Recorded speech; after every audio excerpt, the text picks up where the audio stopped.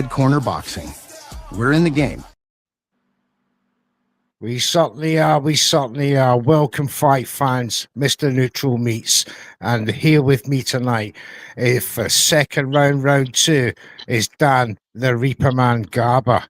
And welcome back, Dan. But before we start, we are sponsored by EasyStories.com for all your local and nationwide needs, and of course, Boxing Fight Zone.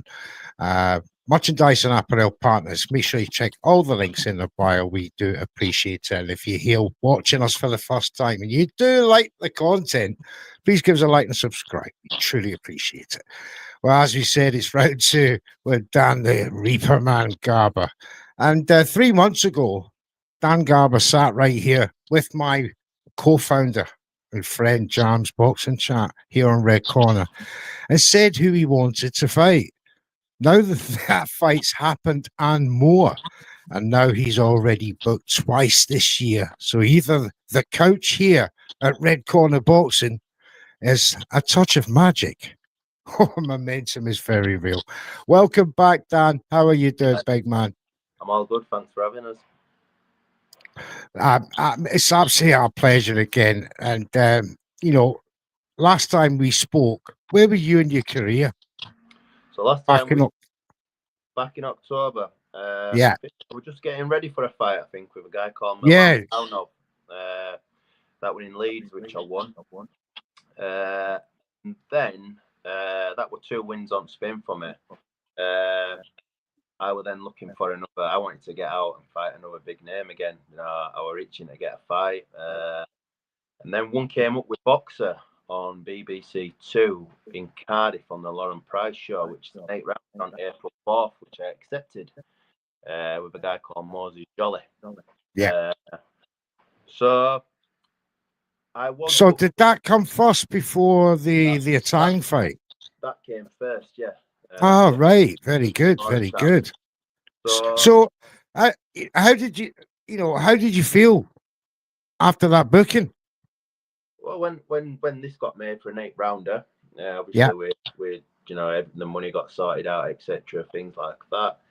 I thought, right, I can start getting ready now because I've booked in to fight at Ellen Road in Leeds on March the 13th, I think it is. Just to tune up because this were quite a 4 or 5 month out of ring for me, were quite a while. So I thought, I'd just like to be active. And then what happened was, we saw obviously the Josh Warrington card that with the fighters that were on it. Now, initially, we got told that we were the front runners to box Dave Allen on that card, which would have been fantastic to box somebody like Dave. But then he announced that he was fighting this French kid from France. I've never heard of him, to be fair. So I saw then that Leo didn't have an opponent. Now, I remember on the show, we were saying, guys, I'd love to fight before I call it quits. And Leo was one of them. So yeah, because you sparred him before. He comes from, he's around your area, York. You know him very well. He's from York, he's Leo, a fantastic talent. And I got my manager, Glenn Banks, to message Tom Dallas at Matchroom to say that, it was 2 weeks out. If you still haven't got an opponent for Leo, I'd be more than happy to jump in. And then they got back to us, and obviously, obviously it boils down to money, etc. A bit of back and forth with that. So that got agreed. So I checked with Boxer. Am I okay to do both? Obviously, it's more than 4 weeks apart. This says we can't stop you doing anything. So I said, right, I'll fight them both. Fantastic. That must be good feeling for you, knowing that at least the next 5 months is booked up. 4 months is booked up, and where you're at now. How does that? How do you come up, to a mindset about, right, I've got to structure 2 camps here? Yeah, what I did was, as soon as this fight got made, I just took 3 weeks off work straight away. I've trained all over Christmas, I keep a diary with everything that I do, all my runs, etc., my times, the weights that I lift, the sparring that I do, who I spar with, the circuits that I do. So everything's all written down, and I thought, I'm in a decent place here anyway. I can just up it now, take the time off work, really fine tune it. After the Leo fight, if all goes well, whatever happens in that fight, I'll just keep. I'll have a day or two out of the gym and then straight back on it for April 4th. Yeah, I mean, you obviously you're gonna have a bit of recovery time that you're gonna need after the Atang fight, and it's a 6-rounder. I mean, he's stepping up to 6 rounds for the first time. You know what it's all about, so you know. This will be my 18th professional fight. You know, I've done the 6, I've done the 6, I've done the 8 before.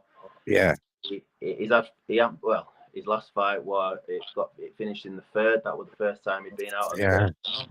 So obviously they're looking now to step him up, and what better opponent than myself to actually give my opinion on where this kid's going to go. You know, exactly.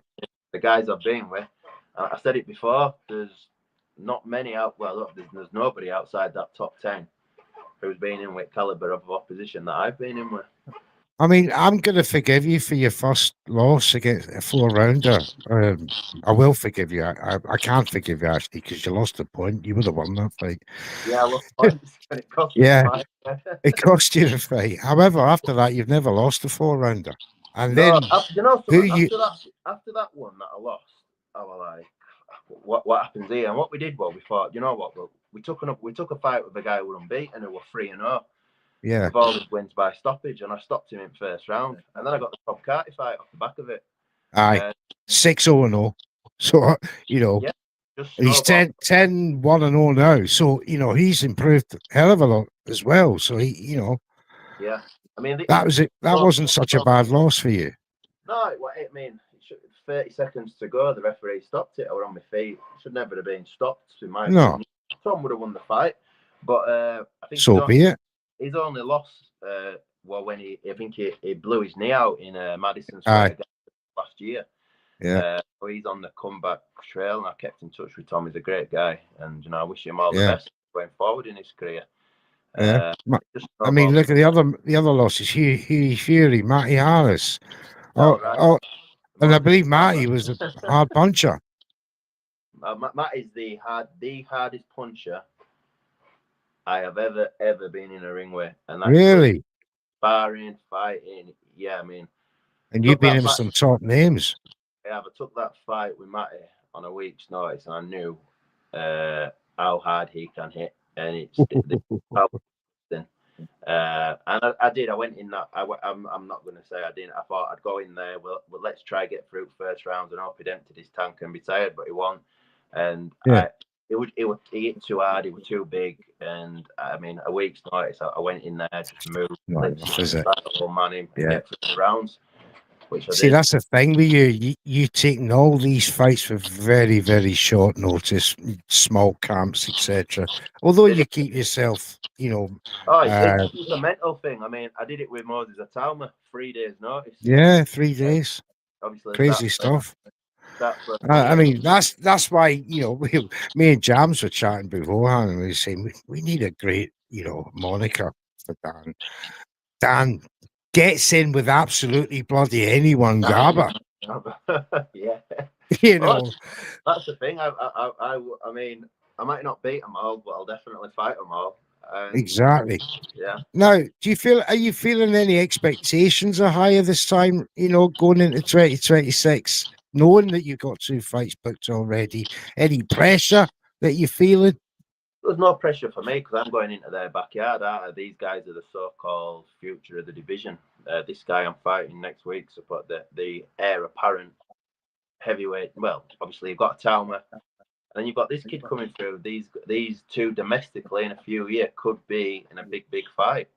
I mean, from what I've seen of Leo, Atang's Talma is a physical freak. The guy way ahead of where he should be at that kind of age. Yeah. I think with Atang, well, we haven't really seen much of him, but obviously he's very, very, very fast. He's a 5 times national champion, amateur champion. He's a junior world champion. He's a Olympian, junior Olympian. This guy, the British fans and media have got high hopes for him. And, I mean, I don't know if you watched back your interview with Jams and you wish for this fight in particular, and you got it. But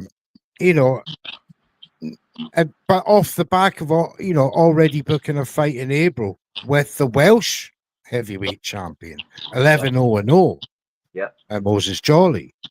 So that this is a fantastic opening. However, you're a realistic man. You're up against two very younger guys who are gonna. You got points to prove. You're a massive step up for these guys. Yeah, from the guys that they've been in with, 100%. Me and Leo have got an opponent in common, Milan Paunov, and funny enough, he got in touch with me last week. Now he did say to me he took the Leo fight on a couple of days' notice. He needed the money. He did say, he just said, look, it's very fast. But obviously, I've got a lot more experience than the other guys that he's been in as well. Yeah. Brilliant. Now let's have a look at Leo. We got a little video there. We're going to show you yourself and the fans. Feel free to knock your mic back on, because you'll knock your mic off as soon as the video plays. Put your mic back on. I'll do the same, and we'll maybe discuss a little, couple of things that we can maybe tactically and strategically make ourselves aware of here. Jams, roll the tape. Okay, both boxers, keep your punches up, watch your heads inside, defend yourselves at all times, obey my commands at all times. I mean, Buchetta of Belgium 6 months as a pro was his opponent. First round wins. Second time in the Northeast for York's hot property, Leo Atang, in with Belgium's Armin. He's a big lad.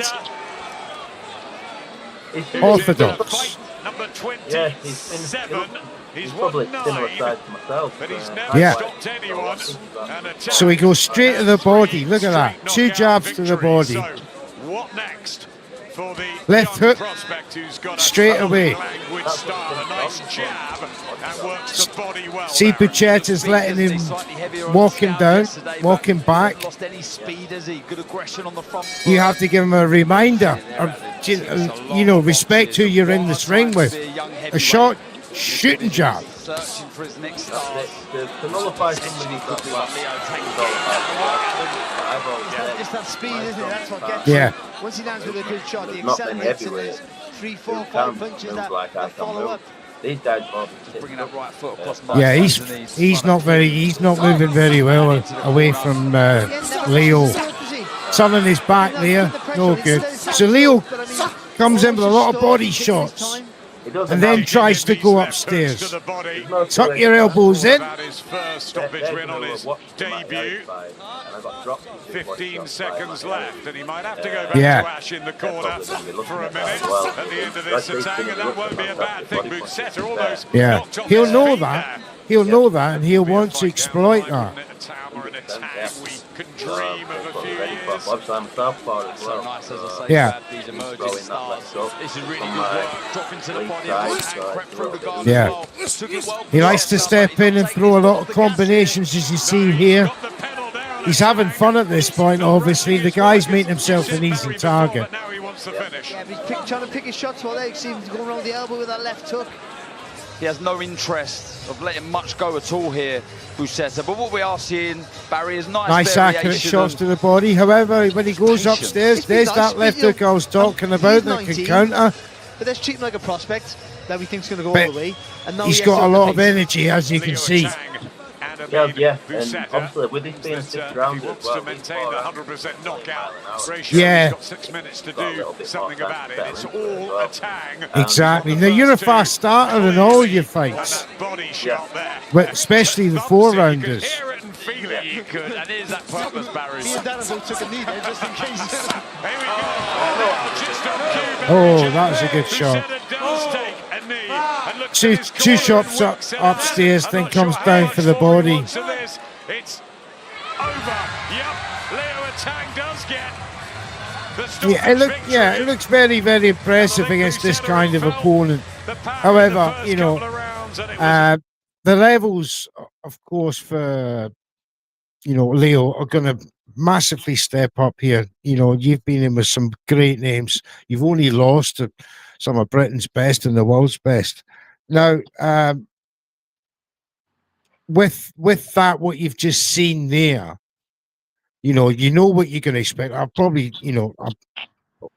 you've already seen these, and you and your team are going to work out this strategy. Just give us a bit of an insight, as to how you're going to approach this first round.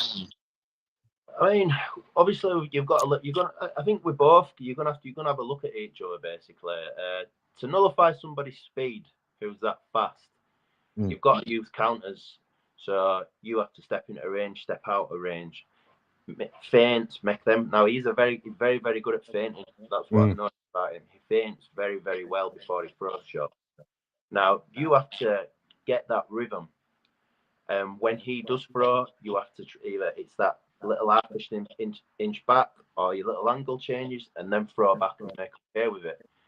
That's what you have to do with somebody. That there's no point trying to match him for speed, because you're not going to match him for speed. Yeah. You're not going to match him for punch output. You're not going to match him for fitness. That's just being realistic. You're not. He can't match you for experience, though. This is the thing. No, he can't match me for experience. This is your weapons, that you can bring. You talked about countering him, stepping in, reminding him that he's in a far, far harder fight than he's been used to at professional level in his 4 fights. But having said that,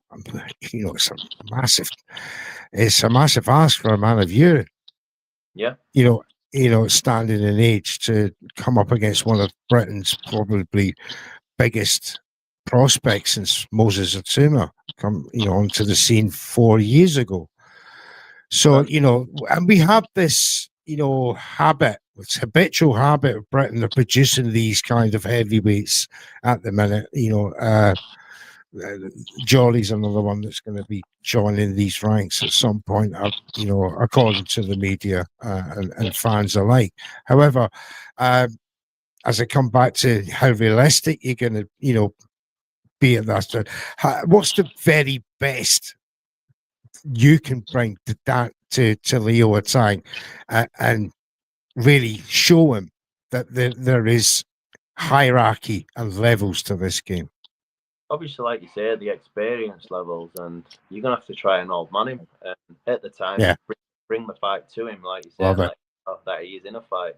You can't just stand there and be a sitting duck and let him just tee off on you like these other guys have. And I've been a big fan of his. I've spoken to him on social media when he just turned. I said, he's got the world at his feet, so there's going to be no animosity there in the press conference. That's the thing. You're not going to be able to get under his skin, are you? No, it's just business. That's all it is. It's just business, and that's a good approach, a very good approach. Now, moving on, let's have a look at Jolly now. On April the 4th, you'll be meeting him. Let's have a look at his last fight. Tonight here in the Cayman Islands, Moses Jolly, 10-0, the latest emergent British heavyweight who starts so sharply here tonight against Cortez. John Cortez has come through a lot of wars in his career, but he looks like he's in for another one tonight. What a start this is by John. Convinced this might be very short indeed. This might be one of the fastest wins of the year. Inside maybe 20 seconds. It's all. Well, there you go.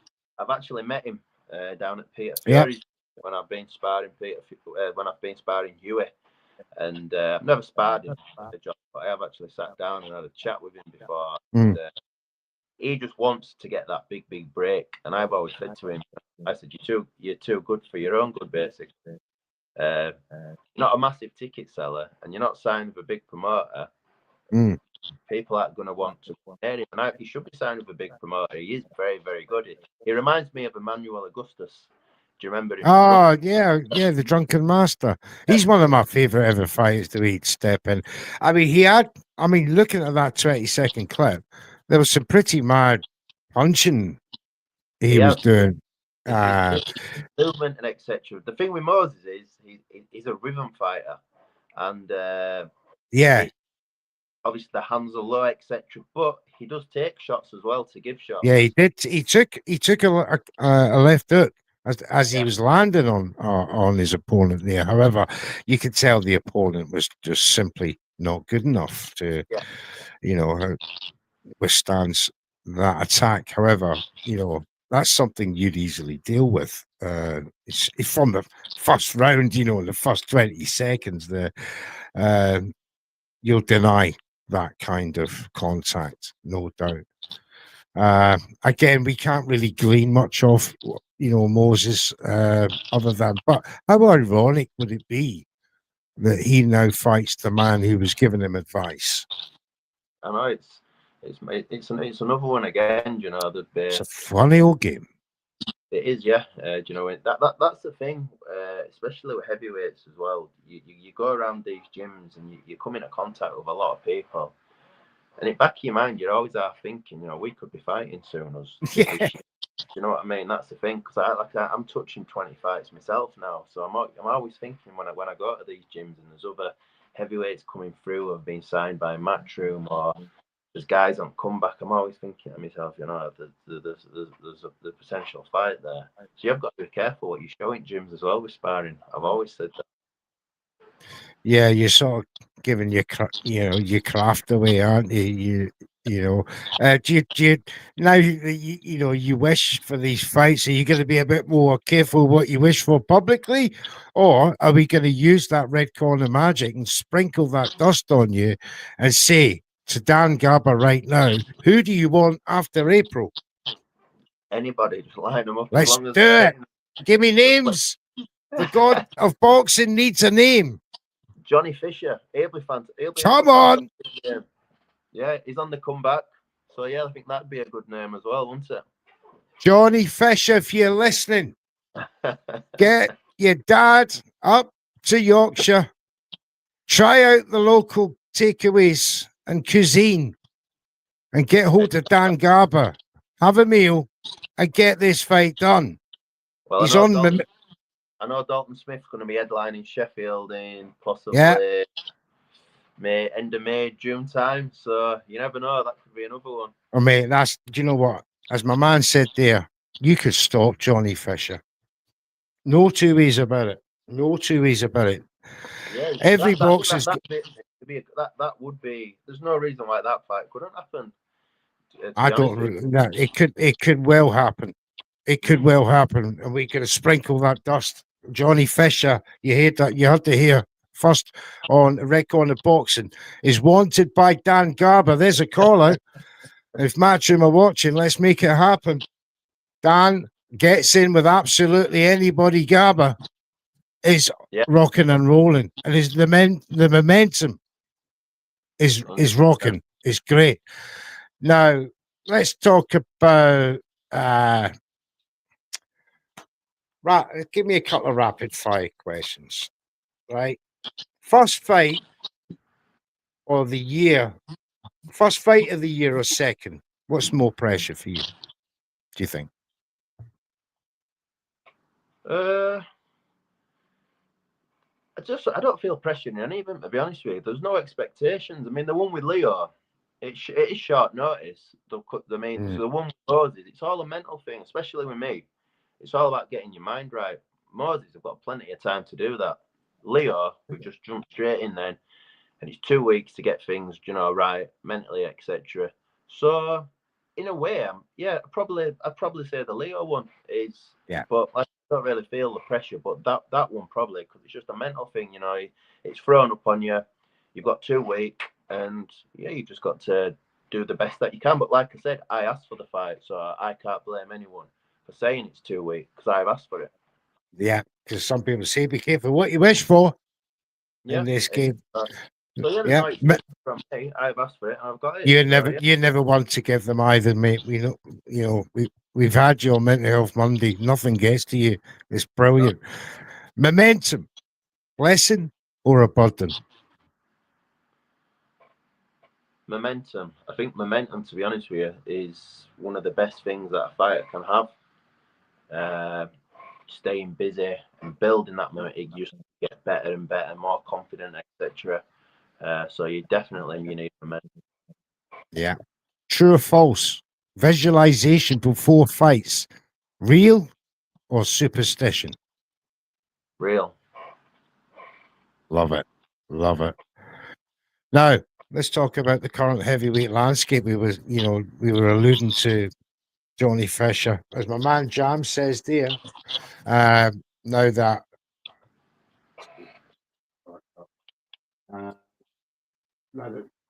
TKB is fighting React for, Johnny Fisher will be available. And maybe as Dave Allen, I don't know what he's got coming. Oh, yeah, you said he's fighting a French boy or something next. He's fighting a French kid who's had one fight in 3 years. Fucking hell. What a stupid fight that is.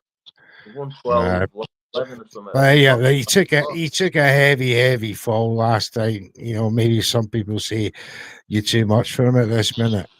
I think we did. Obviously, they're trying to. He gets a win, and then if you get a win, you can fight. You need to be coming off a win to fight for a British title. But I don't know what's happening with that British title at the minute, because I've seen that obviously TKB has it, and then React Paul were going to be fighting him, etc. Johnny Fisher were fighting him.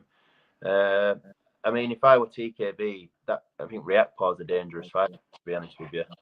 I think he beats Johnny Fisher, but I don't know about React Paul.